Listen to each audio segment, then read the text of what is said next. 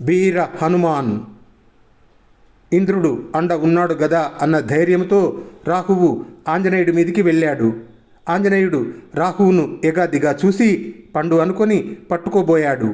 ఆంజనేయుడు ఆర్భాటం చేసి ఉగ్ర నరసింహమూర్తిలాగా మీదికి రావటం చూసి రాహువు కంగారుపడి ఇంద్రుడి దగ్గరికి పరిగెత్తుకుంటూ పోయి, ఈ అబ్బాయి నన్ను చంపేస్తున్నాడు, రక్షించు అని కేకలు పెట్టాడు. భయపడకు అంటూ ఇంద్రుడు తన ఏనుగును ముందుకు తోలాడు. ఘీంకరిస్తూ తన మీదికి వచ్చే ఐరావతాన్ని చూసి ఆంజనేయుడు, ఈ పండు తెల్లగా బాగుంది, దీన్ని తిని ఆకలి తీర్చుకుంటాను అనుకొని మీదికి వచ్చేసరికి ఐరావతం కూడా బెదిరింది. ఇంద్రుడికి కోపం వచ్చి ఆంజనేయుడి పైన వజ్రాయుధం విసిరాడు. ఆ దెబ్బకు ఆంజనేయుడి దవడ విరిగిపోయింది. అతను ఉదయాద్రి మీద పడిపోయి కదలకుండా ఉండిపోయాడు. ఇది చూసి వాయుదేవుడికి దుఃఖం ముంచుకు వచ్చింది. అతనికి కోపం కూడా వచ్చి సంచరించటం మానేశాడు.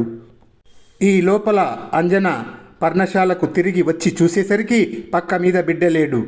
ఆమె తన బిడ్డ కోసం రకరకాలుగా ఏడవటం మొదలుపెట్టింది. కేసరి ఆమెను ఊరడిస్తూ, ఏడవకు, నీ కొడుకు ఉదయించే సూర్యుడిని చూసి పండు అని భ్రమపడి పట్టుకోబోయాడు. ఈ సంగతి రాహువు చెప్పేసరికి ఇంద్రుడు వచ్చి దవడ పగిలేటట్టు కొట్టాడు. నీ కొడుకు స్పృహ తప్పి తూర్పు కొండ మీద పడి ఉన్నాడు. వాయుదేవుడు ఇంద్రుడిపైన అలిగి సంచారం మానేశాడు. నీ కొడుకు సమస్త శుభాలు కలుగుతాయి అన్నాడు. ఈ మాటలతో అంజన ఊరడిల్లింది. వాయుదేవుడు అలిగి స్తంభించిపోయేసరికి దేవతలు కంగారుపడి బ్రహ్మ వద్దకు వెళ్ళి ఇంద్రుడు ఆంజనేయుడి దవడ పగలగొట్టి మూర్ఛ పోగొట్టిన సంగతి, వాయుదేవుడు అలిగిన సంగతి చెప్పి కాపాడమని వేడుకున్నారు. బ్రహ్మదేవుడు అంశవాహనం మీద వాయుదేవుడు ఉన్న చోటుకి వచ్చి, నాయన, సమస్త ప్రాణులకు ప్రాణమిచ్చేవాడివి, అంతలా ఉండేవాడివి, నువ్వు అలగటం ధర్మమా అన్నాడు. వాయుదేవుడు వెళ్ళి మూర్ఛపోయి ఉన్న ఆంజనేయుణ్ణి తన చేతుల్లో ఎత్తుకు తీసుకువచ్చి బ్రహ్మకాళ్ళ వద్ద పెట్టి నమస్కారం చేశాడు. బ్రహ్మ ఆ కుర్రవాన్ని తన చేత్తో తాకేసరికి అతనిలో తిరిగి చైతన్యం వచ్చింది. ఇది చూసి వాయుదేవుడు సంతోషించాడు. అప్పుడు బ్రహ్మ దేవతలతో, ఈ కుర్రవాడు లోకాలు అన్నిటినీ సంతోషపెట్టగలవాడు, ఇతనికి వరాలు ఇద్దాం, ఇతను సాక్షాత్తు శివుడి అవతారమే అన్నాడు. అప్పుడు ఆంజనేయుడికి భూదేవి వేదశాస్త్రాలు వచ్చేటట్టుగా శక్తిని ఇచ్చింది. నీటి భయం లేకుండా వరుణుడు వరం ఇచ్చాడు. మృత్యుభయము ముసలితనము లేకుండా యముడు వరం ఇచ్చాడు. కుబేరుడు యుద్ధాలలో విజయం ఇచ్చాడు. విశ్వకర్మ కనకకుండలాలు ఇచ్చాడు. ఇంద్రుడు ఆంజనేయుడికి హనుమంతుడు అనే పేరు పెట్టి వజ్రాయుధం చేత అతనికి హాని లేకుండా వరం ఇచ్చాడు. బ్రహ్మ హనుమంతుడికి దీర్ఘాయువును చిరంజీవిత్వము ఇచ్చాడు. తర్వాత బ్రహ్మ వాయుదేవుడితో, నీ ప్రభావం వల్ల కలిగిన ఈ కుమారుడు నిష్కల్మషమైన కీర్తి సంపాదిస్తాడు, ఎన్నడూ ఓడిపోడు, ఏకవీరుడు, పర్వతం లాంటి ధీరత్వం కలిగినవాడు, అనిమాది సిద్ధులన్నీ ఇతనికి ఉంటాయి, తలుచుకున్న మాత్రాన విశ్వమంతా చూడగలడు, విరాగి, ఎలాంటి కామము లేనివాడు, కామరూపి, ఇతనిలో అంతులేని శౌర్య, ధైర్య, దయాది గుణాలు ఉంటాయి, ఎన్నో అద్భుతమైన పనులు చేస్తాడు, వాటిని నీవే చూస్తావు అని చెప్పి వెళ్ళిపోయాడు. హనుమంతుని గురించి, అతను సూర్యున్ని పట్టుకోబోవటం గురించి చిత్రంగా చెప్పుకుంటూ దేవతలు కూడా వెళ్ళిపోయారు. వాయుదేవుడు హనుమంతుని తీసుకుపోయి అంజనకు ఇచ్చాడు. ఆమె తన కొడుకును తిరిగి పొంది ఆనంద బాష్పాలు రాల్చింది. ఆ ప్రాంతాల తపస్సు చేసుకునే వాళ్ళు హనుమంతుడి సంగతి విని ఆశ్చర్యపడుతూ, సూర్యుడి కాంతి మీద పడితేనే తాపం కలుగుతుంది కదా, ఈ పిల్లవాడు వెళ్ళి సూర్యుడిని పట్టుకోవటమేమిటి అనుకున్నారు. తన కొడుకు దేవతలందరూ వరాలిచ్చిన సంగతి తెలిసి కేసరి చాలా సంతోషించాడు. హనుమంతుడు పెరిగి వస్తూ సమస్తమైన జ్ఞానము కలిగి ఉండి కూడా ఆకతాయి పనులు చేస్తూ తిరగసాగాడు. మంచి పనులు చేయాలి గాని మర్కట చేష్టలు చేయరాదని, దరిద్రులను బాధించడం చాలా అసహ్యమని తల్లిదండ్రులు ఎంత చెప్పినా వినక అతను కోతి వేషాలు వేస్తూ కాలం గడపసాగాడు. లోకాలను రక్షించటానికి పుట్టిన ఈ హనుమంతుడు చిన్నతనములోనే ఇంత ఆకతాయి పనులు చేయటం ఏమిటో బ్రాహ్మణులకు అర్థం కాలేదు. ఏదన్నా శాపం పెడదామంటే అతనికి శాపాలు తగలకుండా బ్రహ్మ ఇచ్చిన వరం ఉండనే ఉన్నది. అంతేగాక ఇంత మహాశక్తిమంతుడికి ఏ అడ్డు అదుపు లేకపోతే లోకాలను తారుమారు చేయడా? అందుచేత ఆ బ్రాహ్మణులు హనుమంతుడికి శాపం పెట్టారు. తన బలం తనకు తెలియకుండా ఉండాలన్నారు.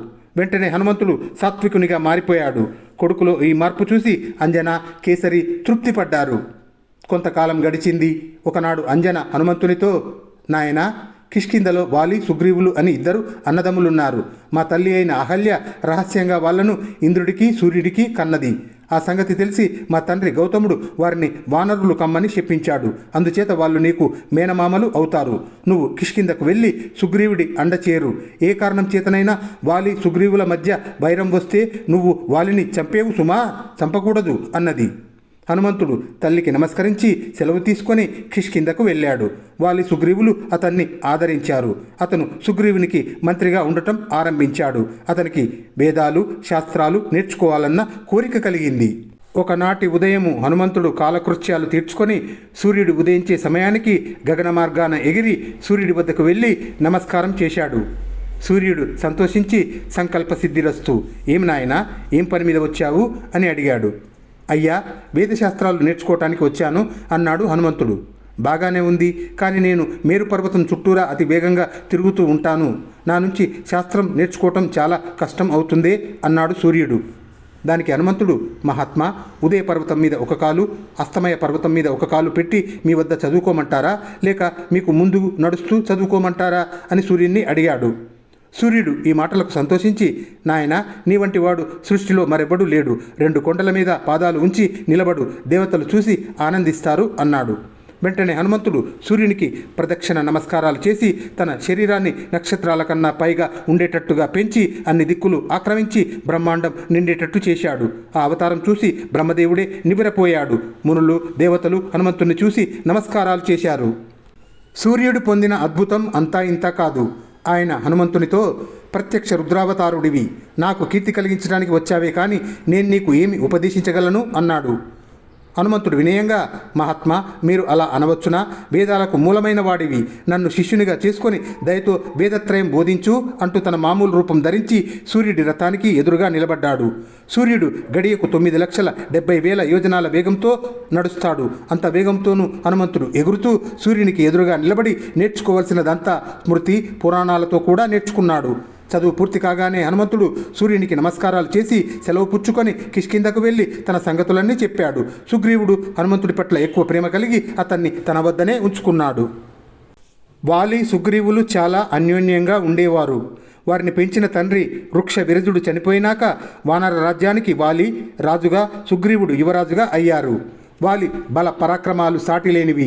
అతనితో యుద్ధం చేసి ఎవరూ గెలవలేదు. రాజులందరినీ జయించిన మదముతో రావణుడు ఒకసారి వాలి వద్దకు వచ్చి అతన్ని యుద్ధానికి పిలిచాడు. వాలి రావణాసురుడితో యుద్ధం చేసి అతన్ని చావచితకగొట్టేశాడు. తర్వాత రావణుడు వాలితో స్నేహంగా ఉంటూ వచ్చాడు. తర్వాత వాలిని యుద్ధానికి పిలిచినవాడు దుందుబి అనే రాక్షసుడు. వాడు మదించి హిమవంతుణ్ణి యుద్ధానికి పిలిచాడు. హిమవంతుడు దుందుబితో, బాబు, నీతో యుద్ధం చేసే శక్తి నాకు లేదు. నీతో యుద్ధం చేయగలవాడు వాలి ఒక్కడే. నువ్వు మధువనానికి వెళ్ళి అతన్ని యుద్ధానికి పిలు, తప్పక వస్తాడు అన్నాడు. ఆ మాట విని దుందుబి మధువనానికి వచ్చి ఆ వనాన్ని ధ్వంసం చేస్తూ వాలిని యుద్ధానికి పిలిచాడు. మధువనం కిష్కిందకు బయట ఉన్నది. వాలి దుందుబి పిలుపు విని వచ్చి యుద్ధంలో వాడిని చంపి వాడి శరీరాన్ని విసిరివేశాడు. దుందుబి కళేబరం దూరాన ఉన్న ఋష్యమూక పర్వతం మీద పడింది. వాడి రక్తం ఆ పర్వతం మీద తపస్సు చేసుకుంటున్న మతంగ మహాముని మీద పడింది. ఆ ముని కోపించి వాలి ఋష్యమూకం మీదికి వస్తే అతని తల పగిలిపోతుందని శాపం పెట్టాడు. తర్వాత వాలికి దుందుబి కొడుకైన మాయావితో వైరం వచ్చింది.